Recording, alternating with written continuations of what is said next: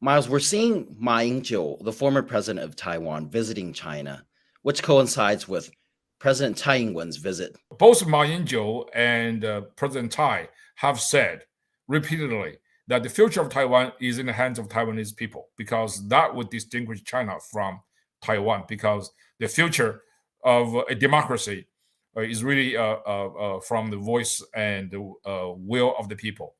So if that's the case, and then I'm not terribly worried about those sort of ceremonial visits for Ma Ying-jeou to mainland China. And I hope that he will still hold on to his belief that Taiwan's future lies within the Taiwanese people. After all, he was the president of Taiwan for a number of years. Secondly, I also hope that his visit to China will highlight the fundamental differences between the two political systems. Ultimately, and I think the issue between mainland China and Taiwan is not really about who belongs to whom. It's really about what kind of political systems that people on both sides would choose. And I think the answer from Taiwanese people is very clear.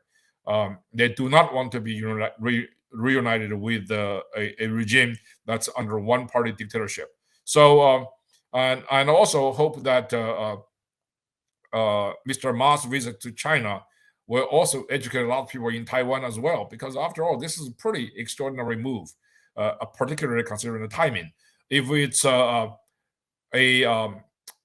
election maneuver, and then the former president should make it clear if it's up for some kind of political negotiation, that I think that Mr. Ma should absolutely be transparent and be honest with the Taiwanese people. In terms of President Tsai's U.S. transit, do you feel that will further strengthen ties with the U.S.? How many people and who President Tsai will meet in the United States during her transit to Latin America is not nearly as important as the sheer fact that Taiwan is becoming far more popular in the hearts and minds of American people than China.